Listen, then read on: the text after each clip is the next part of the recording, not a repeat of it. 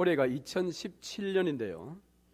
2000년이 되는 그 바로 직전해 1999년 후반기부터 우리나라는 물론이고 전 세계적으로 새로운 세기, 2000년이 시작되는 새로운 세기에 대한 많은 그런 기대감이 있었습니다. 뿐만 아니라 많은 두려움도 있었습니다. 그것은 새로운 세기가 시작될 때에 소위 그 당시에 밀레니엄 버그라는 그런 이 컴퓨터와 관련된 어떤 버그, 돌발적인 어떤 상황이 일어날 수도 있다. 그래서 연말과 연초에 넘어가는 그 순간에 예를 들어 기계들이 오작동할 수 있으므로 대형 어떤 사고들이 발생할 수 있다. 그래서 한국에서도 계속해서 방송과 신문에 그런 것들이 보도가 되었습니다. 그리고 일면 모든 사람들 마음에 새로운 세계가 시작될 때에 어떤 위기가 올 수 있을까라는 그런 막연한 두려움이 있었는데, 그 당시에 한국의 방송가를 강타했던 한 강의가 있었는데요.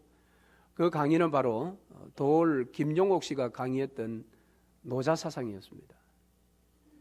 새로운 세계에 대한 미래의 막연한 어떤 두려움, 그 두려움이 팽배해 있을 때에 도올 김용옥 씨가 KBS 방송을 통해서 노자에 대해서 강의를 했습니다. 그러면서 다가오는 새로운 세기, 21세기에 대한 21세기에 대한은 바로 노자사상이다. 그렇게 강의를 했는데, 그 강의가 수차례 일어났을 때에 전 한국에 엄청난 반응이 일어났습니다. 물론 그렇게 이제 반응이 일어난 것은 정말 이 노자사상이 새로운 세기 21세기의 대안이다라고 사람들이 그것을 인정했기 때문이라기보다는 도올 김용옥의 어떤 면에서 보면 이 달변, 좀 네거티브한 카리스마, 이와 같은 어떤 영향이 더욱 컸다고 생각을 합니다. 그래서 노자사상에 대해서 몇 회를 강의를 했고, 심지어는 도덕경이라는 또 책까지도 강의하는 그런 일들이 일어났습니다.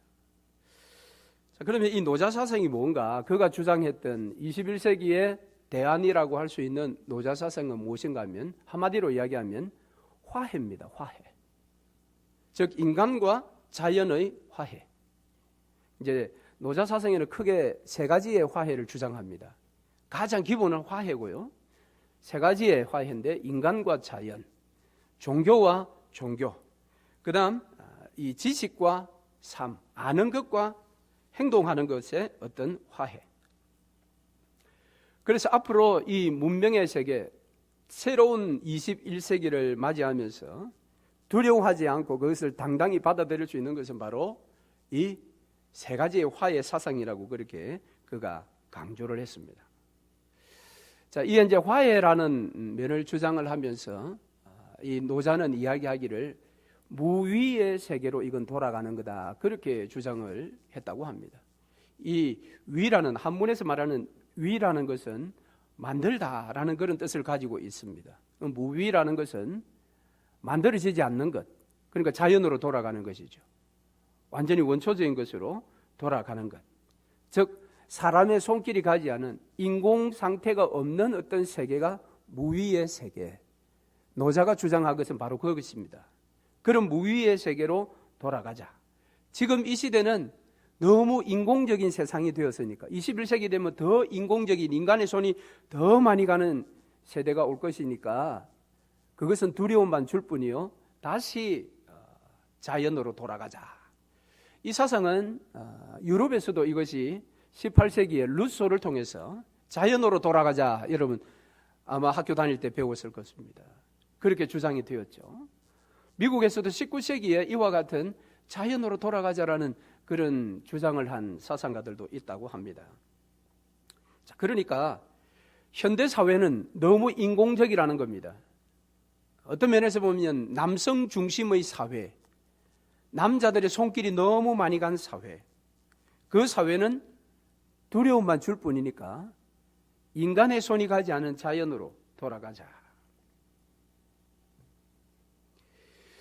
여러분 그렇게 주장을 했더랬습니다. 그런데 그 엄청난 반향을 일으켰던 이 노자 강의가 그러면 21세기를 맞이할 때에 사람들의 마음이나 또 사회에 어떤 진짜 영향을 끼쳐서 어떤 결과물, 열매가 왔느냐 하면 없었습니다. 그냥 선풍적인 강의로 끝이 나버리고 말았습니다. 자, 그러면 우리는 한번 생각해 봐야 되죠. 지금 우리는 21세기를 17년 지나서 지금 살아가고 있는 이 시대에 오늘 이 시대를 살아가는 우리에게는 도대체 무엇이 대안이 될 수 있는가라는 거죠. 자, 이 세상은 지금 노자가 주장한 것처럼 무위의 세계가 있고 유위, 인위, 인간의 손이 간 어떤 세계가 있습니다. 지금까지는 우리는 인간의 손이 많이 간 세계가 문명사회요.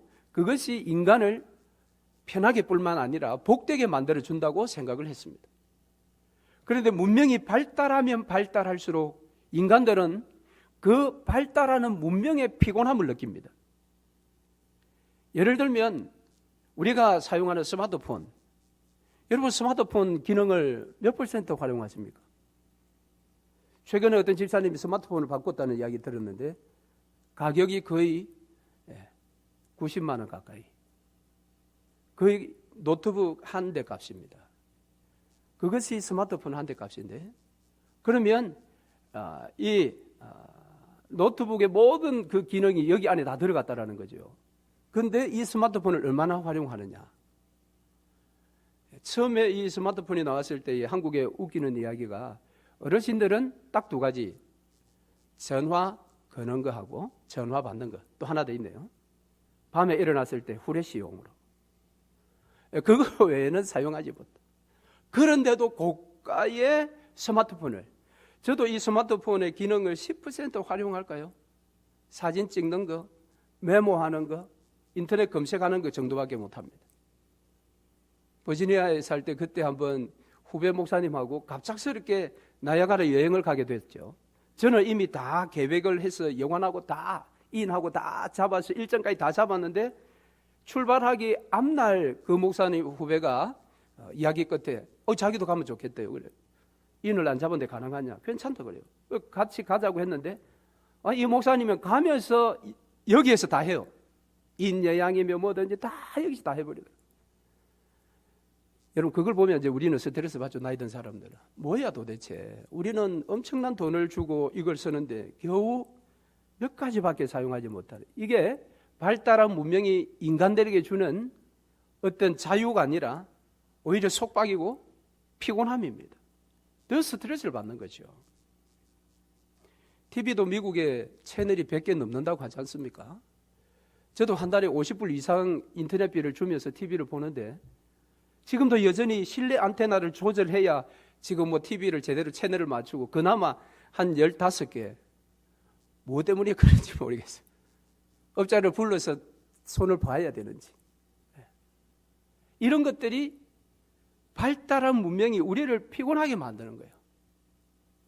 그러니까 인위의 세계, 인공의 세계도 우리의 삶의 대안이 되지 못한다라는 것입니다.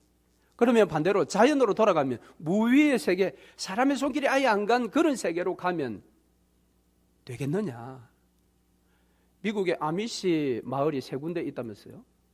근데 최근에 들은 이야기는 그 아미시에 사는 사람들도 스마트폰을 지금은 쓴다 그래요.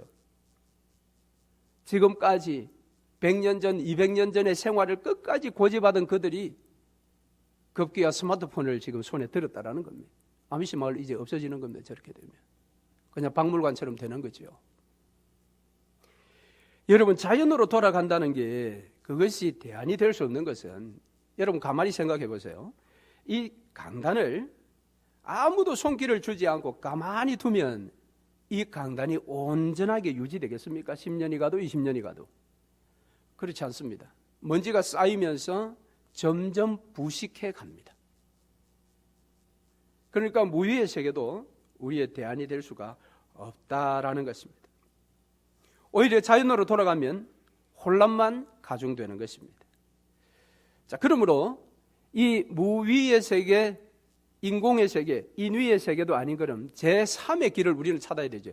그것이 우리에게 주어진 21세기를 살아가는, 오늘을 살아가는, 앞으로 살아가야 할 사람들의 대안이 될 것입니다. 그것이 바로 주기도문입니다. 주기도문은 쉽게 이야기하면 하나님이 일하신다라는 내용이 거기에 포함되어 있습니다. 자, 예레미야 33장 2절 말씀, 예레미야 33장 2절 말씀에 보면 이런 말씀이 있습니다.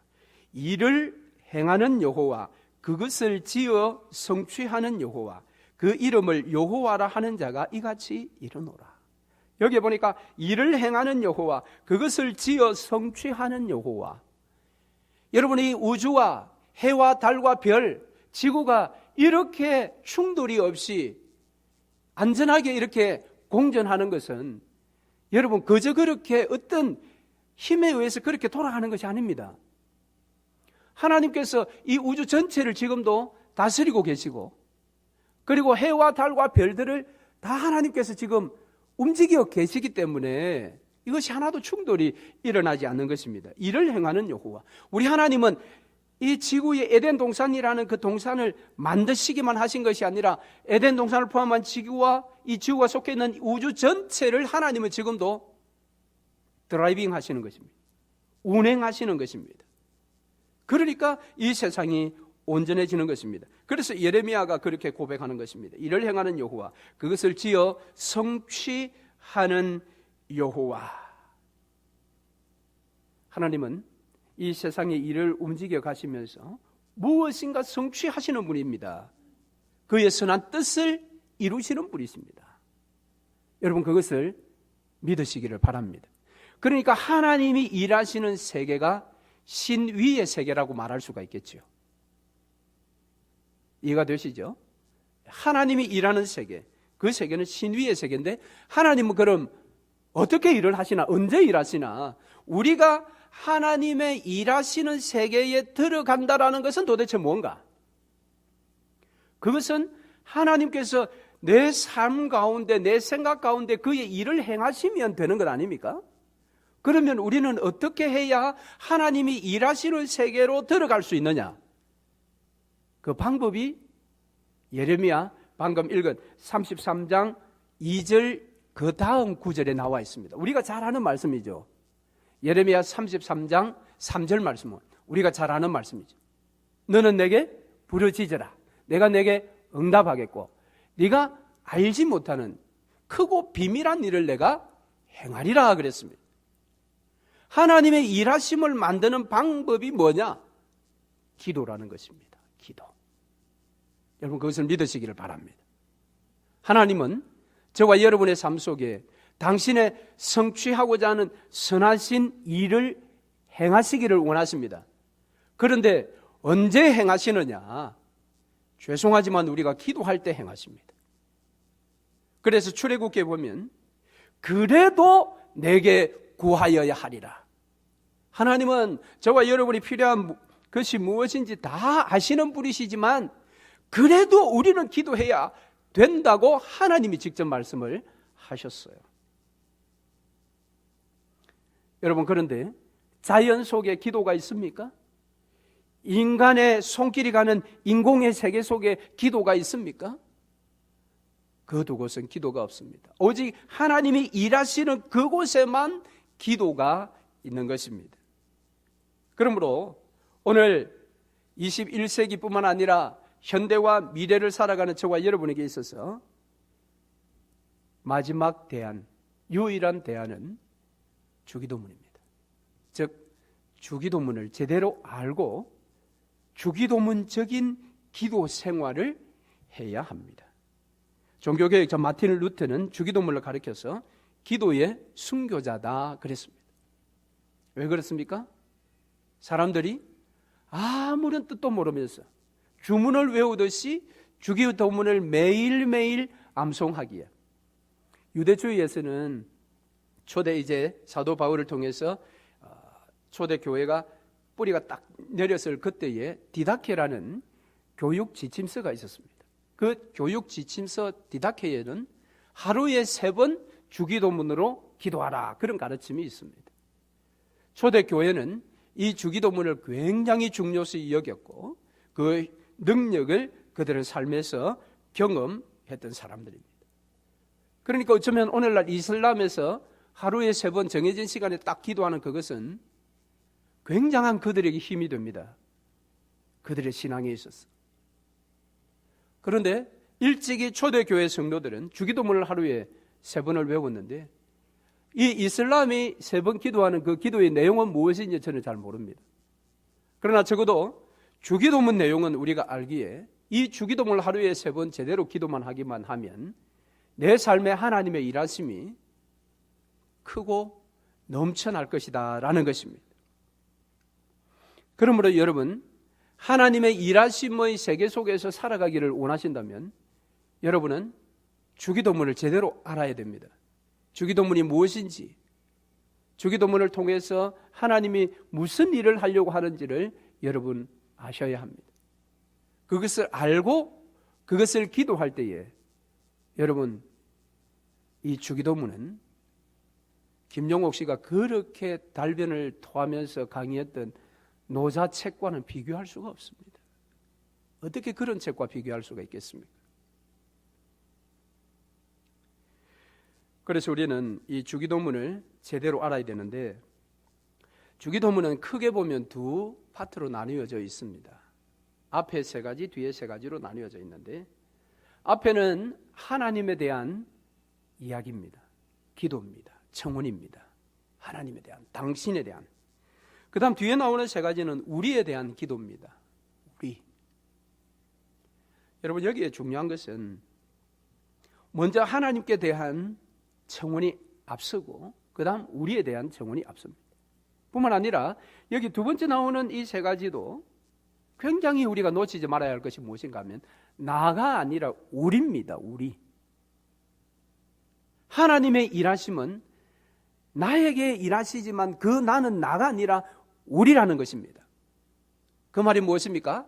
하나님은 나를 통해서 일을 할 때 나 자신을 위해서 어떤 일을 행하시는 것이 아니라 우리 모두를 위한 일을 나를 통해서 일하시는 분이십니다. 그래서 우리에 대한 기도를 하라고 이야기합니다. 양식을 구할 때에도 나의 양식이 아니라 우리의 양식을 달라라는 것입니다. 여기에 진정한 나눔이 있지 않습니까? 내가 많은 양식을 가졌으면 다른 우리 가운데, 공동체 가운데 어려운 사람이 있으면 반드시 그건 기꺼이 나누어야 합니다. 그것이 우리에게 일용할 양식을 주옵소서라는 기도의 진정한 그 에키스라고 말할 수 있죠. 뿐만 아니라 이 3가지의 기도는 청원이면서 이건 고백입니다. 나의 신앙 고백입니다. 자, 예를 들면 앞에 3가지는 이런 것입니다. 당신의 이름이 거룩히 여김을 받으시오며, 2번째는 당신의 나라가 임하옵시며, 3번째는 뜻이 하늘에서 이루어진 것 같이 땅에서도 이루어지이다. 이 말은 나는 가만히 있고 하나님의 이름이 거룩히 여김을 받고 하나님 나라가 임하고 뜻이 이 땅에서도 이루어지기를 나는 가만히 있고 저기에 이루어지도록 그렇게 기도하는 것이 주기도가 아닙니다. 이 주기도는 신앙 고백이라고 했죠. 내가 하나님의 이름이 거룩히 여김을 받을 수 있도록 내가 서 있는 위치, 내가 가 있는 그 자리에서 내가 이름을 거룩히 여기도록 살겠다라는 고백입니다. 2번째, 나라에 임하오시며 하나님의 나라가 내가 서 있는 이 자리부터 하나님의 나라가 조금씩 확장시켜 나가도록 내가 하겠다라는 그런 나의 신앙의 고백입니다. 그러므로 그 일을 이루어갈 수 있도록 하나님 나를 도와주옵소서, 그것이 주기도문인 것이죠. 뜻이 하늘에서 이루어진 것처럼 땅에서도 이루어지기를 나는 가만히 있으면서 저기에 이루어지도록, 그것이 아니라 내 서 있는 자리, 내가 가는 그 자리에 하나님의 뜻이 이루어지도록 내가 그렇게 살겠다라고 하는 그런 진정한 신앙의 고백인 것입니다. 우리에 대한 3가지의 청원도 마찬가지죠. 우리에게 일용할 양식을 주옵소서, 그 말씀드렸고, 우리에게 죄 지은 자를 사하여 준 것 같이 우리 죄를 사하여 주옵소서. 우리 죄입니다. 우리 죄. 내 죄가 아닙니다. 물론 내 죄가 먼저 용서받아야 되죠. 그러면 내 죄가 용서받으면 그것으로 끝입니까? 내가 용서함 받았으니 우리 가운데 있는 죄도 내가 얼마든지 용서하겠습니다 라는 것이 이 기도의 핵심 내용인 것입니다. 저와 여러분의 각자의 죄는 십자가 위에서 예수 그리스도의 보혈로 깨끗하게 죄사함을 받았습니다. 그렇다면 내가 다른 사람의 죄를 용서하지 못할 이유가 무엇이 있습니까? 그렇지 않습니까? 그런데 우리는 나는 죄 용서함을 받기를 원하지만은 다른 사람 죄 용서하는 것을 매우 인색합니다. 그러니까 주기도문은 그런 것을 하지 않겠다라는 거죠. 다른 사람의 허물을 덮어주고 감사 안으며 그의 죄가 있다 할지라도 내가 예수 그리스도의 심장으로 용서하겠다라는 그런 신앙의 고백이 여러분 이 주기도문인 것입니다. 그리고 세 번째, 우리를 시험에 들게 하지 마옵시고 다만 악에서 구하옵소서. 내가 시험에 들지 않도록, 내가 악에 빠지지 않도록 항상 진리에 바로 서겠습니다라는 그런 신앙의 고백이면서 나만이 아니라 다른 사람도 그런 진리 위에 서도록 내가 그들을 위해서 기도하고 그들을 도와주고 그들에게 관심을 가져주는 것. 여러분, 그러니까 이 주기도문만큼 더 위대한 기도는 없습니다, 여러분. 예수님이 가르쳐 주신 기도 아닙니까? 가장 완벽한 기도인 것입니다. 그래서 앞에 세 가지는 하나님의 어떤 오심, 하나님의 임재, 예를 들어 그런 것이라면 세 번째 뒤에 있는 우리에 대한 기도는 그 임재하심으로 말미암아 우리에게 부어주시는 하나님의 엄청난 축복이라고 말씀드릴 수가 있습니다. 여러분, 주기도문은 이렇게 놀라운 것입니다. 이렇게 놀라운 것입니다. 그러니까 마땅히 우리가 빌바도 알지 못하고 어중간하게 어중 그렇게 기도할 바에는 차라리 주기도문을 의미하며 그 주기도문을 하나님 앞에 하루에 정해진 시간, 주기도문 하는데 시간이 얼마나 걸립니까? 기껏해야 2, 3분. 거기에 의미를 생각하며 기도한다라는 것을 더해서 한 5분 정도, 하루에 5분을 3번, 아침, 점심, 저녁으로 진심을 담아 믿음으로 이 기도를 하면 우리의 삶이 완전히 달라질 것입니다. 여러분, 그것을 믿으시기 바랍니다. 그때 하나님께서 여러분 일하십니다. 왜 하나님이 일하시지 않느냐고요? 우리가 제대로 된 기도를 하지 못하기 때문에 하나님이 일하시지 않습니다.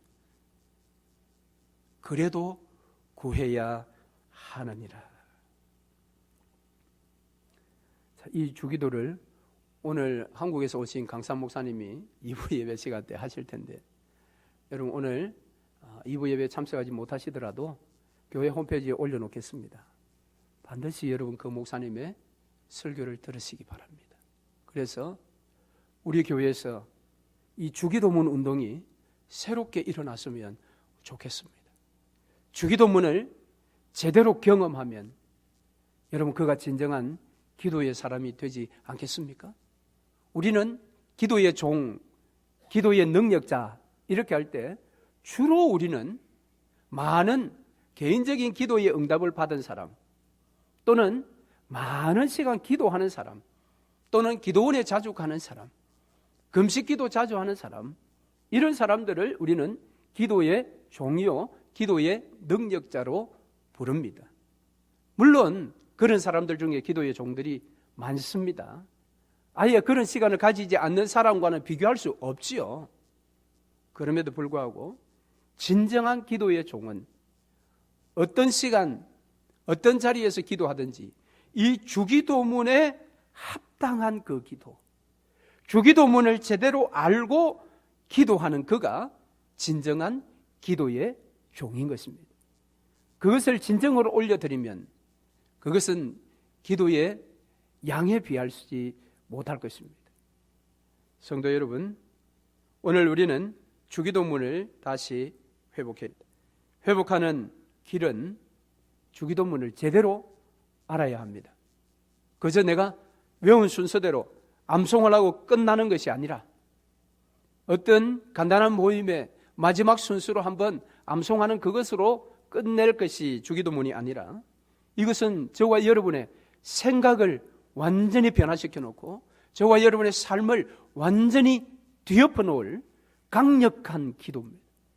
이것보다 더 놀라운, 여러분, 때로 우리는 성경을 많이 알아야 제대로 기도할 수 있습니다. 그것은 분명합니다. 그러나 많은 성경 내가 바빠서 제대로 배우지 못해서 알지 못한다 해도 주기도문을 모르는 사람은 없습니다. 다만 그 의미를 모르기 때문에 주기도문 하면서도 그 능력을 내 삶에 경험치 못하는 것입니다.